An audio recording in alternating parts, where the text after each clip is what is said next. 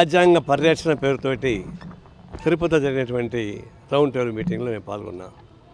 నిజమే, ఈరోజు రాజ్యాంగానికి ప్రమాదం వచ్చిన మాట వాస్తవమే. దానికన్నా ముందు వచ్చిన ప్రమాదం ఏంటంటే జమ్మూ కాశ్మీర్లో ఈ టెర్రరిస్టుల అరాచకం, సామాన్య ప్రజానీకం దాడి. గతంలో ఎప్పుడు కానీ టెర్రరిస్టులు సెలెక్ట్ చేసుకొని ఆ ప్రకారం చేసేవాళ్ళు. కానీ జమ్మూ కాశ్మీర్లో అందాలను తిలకించడానికి వెళ్ళినటువంటి యాత్రికులపైన దాడులు చేయడం అనేది నేను ఫస్ట్ టైం చూస్తున్నాను. ఇది చాలా ఘోరం.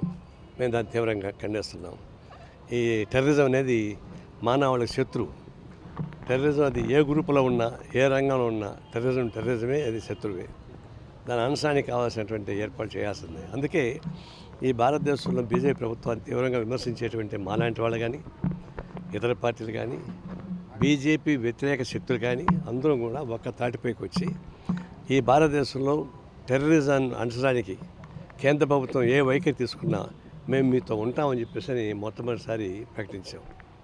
అంటే ఇంత విభేదాల్లో కూడా ఐక్యతను సాధించింది. టెర్రరిజాన్ని నిర్మూలించడానికి కేంద్ర ప్రభుత్వానికి క్లీన్ చిట్ ఇచ్చాం.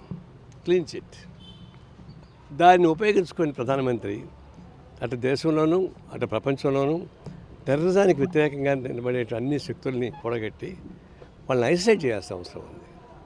యుఎన్ఓలో మనం ప్రస్తావన చేయొచ్చు, అంతర్జాతీయ న్యాయస్థానంలో మనం ప్రస్తావన చేయొచ్చు, వాళ్ళకి అనుకూలంగా ఉండేవాళ్ళని కూడా వాళ్ళని కన్విన్స్ చేయొచ్చు. ఆ పద్ధతిలో ఒక విశాల ప్రాతిపదిక ఉద్యమం నిర్మిస్తే అప్పుడు టెర్రరిజం ఆగుతుంది తప్ప మేము కత్తి కన్ను పన్నుకి పన్ను అని అంటే అది నడవదు. టెర్రరిజం అంటే ఒక అరాచక శక్తులతో కూడుకుంది. ఒకరిని చంపితే ఇంకొకళ్ళు వస్తూనే ఉంటారు, ఎంతమంది చెప్పినా వస్తూనే ఉంటారు. అందులో మూలాలని ఛేదించాలని మా ఉద్దేశం. ఆ ప్రకారం నడిపించాలి.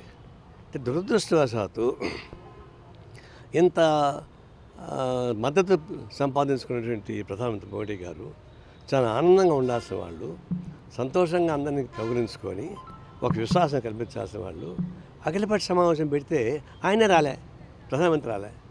అఖిలపక్ష సమావేశం ఎక్కడ పెట్టారు? ఆయన బీహార్లో పోయి ఉపన్యాసం వస్తున్నాడు.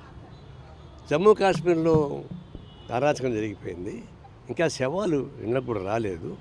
బీహార్లో పోయి ఉపన్యాసం వేయడం ఏంటైనా అంటే బీహార్లో ఎన్నికలు జరగబోతున్నాయి కాబట్టి, ఇక 2 నెలలు ఎన్నికలు జరుగుతున్నాయి కాబట్టి పాకిస్తాన్ చూపించి బీహార్లో ఓట్లు అడుకోవడానికి ప్రయత్నిస్తున్నారు.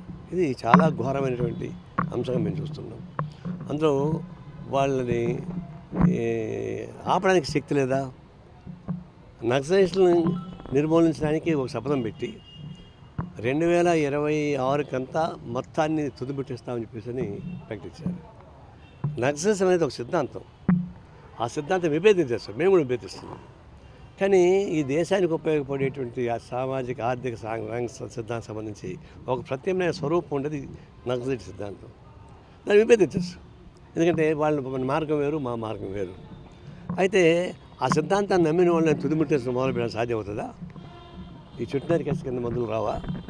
అది సాధ్యం. దానికోసం ఎన్ని వేల మందిని పోలీసులను పెడుతున్నారు, అటు బస్తర్లో కానీ ములుగులో కానీ. ఈ నక్సలైట్ల పైన కేంద్రీకరించే దానిలో 10% కేంద్ర ప్రభుత్వం కానీ ఆ శక్తిని ఈ టెర్రరిజాన్ని నిర్మూలించడానికి పెట్టుంటే టెర్రరిజం వచ్చేదే కాదు. 10% కూడా పెట్టలేకపోయారు. ఎందుకంటే అక్కడ ఓపెన్గా వచ్చి ఛాలెంజ్ చేసి వాళ్ళని చంపేస్తుంటే నింపాదిగా విచారించి ఎంక్వైరీ చంపుతూ ఉంటే ఏమైంది? నిఘా భాగం అంత జమ్మూ కాశ్మీర్ కల్లోలిత ప్రాంతం కదా, ఎక్కడ పెట్టిన నిఘా భాగం ఉన్నాయి కదా, ఏమైంది? ఎందుకు అంటే వాళ్ళ వృత్తి కాన్సన్ట్రేషన్ ఏంటంటే భవిష్యత్తులో ప్రత్యామ్నాయ వ్యవస్థ కోసం పోరాటం సాగించి ఉండకూడదు. ఈ వ్యవస్థ ఇట్లే పదిలంగా ఉండడానికి ఉపయోగపడే పద్ధతులు టెర్రరిస్టుల అరాచకాలు పెరగాలి, తద్వారా శవాలపైన పాలాకొని తినాలి అనే పద్ధతుల్లో ఆయన ప్రవర్తన కనిపిస్తూ ఉంది. నేను తీవ్రంగా విచారిస్తున్నాం. ఇప్పటికైనా అలాంటి దృష్టి మానండి. పాకిస్తాన్ యుద్ధం చేస్తామని ప్రకటిస్తున్నారు. పాకిస్తాన్ యుద్ధం చేయలేరు. ఎందుకంటే పాకిస్తాన్కి జనం సపోర్ట్ ఉంది. ఆ జనం సపోర్ట్తో వాళ్ళని యుద్ధం చేసినా కూడా లాభం కాదు. బంగ్లాదేశ్ అయితే వాళ్ళు ఐసైట్ అయిన ప్రభుత్వం, ముజిబుర్ రెహమాన్ నాయకత్వం ప్రజలు తిరగబాటు చేశారు కాబట్టి మనం సపోర్ట్ చేశాం. ఇరాక్లో సద్దాం హుసేన్కి వ్యతిరేకంగా జనం తిరగబడ్డారు కాబట్టి అమెరికన్ సోల్జర్స్ పై దాని మీద చేయగలిగారు. రష్యా పై ఉక్రెయిన్ పైన దాడి చేస్తూ ఉంది, ఆయన ఏం చేయలేకపోతుంది. ఎందుకంటే ఉక్రెయిన్లో జనం సపోర్ట్ లేదు. అందులో జనం సపోర్ట్ ఉన్న ప్రభుత్వాలని బయట నుంచి ప్రభుత్వాలు కోల్దేయడం సాధ్యం కాదు. జనం నుంచి ఐసోలేట్ అయిపోయిన ప్రభుత్వాన్ని చేయడానికి అవకాశం ఉంటుంది. ఇప్పుడు పాకిస్తాన్ ఆ పొజిషన్ లేదు. వాళ్ళు గట్టిగా గవర్నమెంట్ సపోర్ట్ చేస్తారు. అంటే మీరు యుద్ధం అంటే ఏం చేయాలి? మళ్ళీ ప్రజలను చంపాలి అక్కడ కూడా పోయి. నేను లేకపోతే ఎవరు చచ్చిపోతున్నారు? ప్రజలు చచ్చిపోతున్నారు. నీకు ప్రజల మీద యుద్ధం చేస్తావా, టెర్రరిస్ట్ మీద యుద్ధం చేస్తావా? టెర్రరిస్ట్ మీద యుద్ధం చేసుకుంటే యుద్ధోపాయాలు వేరు. ఇప్పుడు లాడెన్ అమెరికాలో ఎట్లా చంపారు? పాకిస్తాన్ మీద దాడి చేయడం వాళ్ళు లాడెన్ని ఏరి కోరి పట్టుకొని చంపారు. అది ఆ విధంగా నీ చేసుకోవాలి తప్పితే నువ్వు బూసేమో టెర్రరిస్ట్ పైన చూపించి జనం మీద దాడి చేయడం మొదలు పెడితే చిత్తం శివుడి పైన ప్రసాదం పైన ఉంటుంది తప్ప ఇంకోటి కానీ కాదు. శవాల పైన బురుగులు ఎరుకుతున్నటువంటి రాజకీయాలు వద్దు. నిజంగా టెర్రరిజం కోసం ఫైట్ చేద్దాం, అందరం నిలబడదాం. మేము కూడా దానికి మద్దతు పలుకుతాం.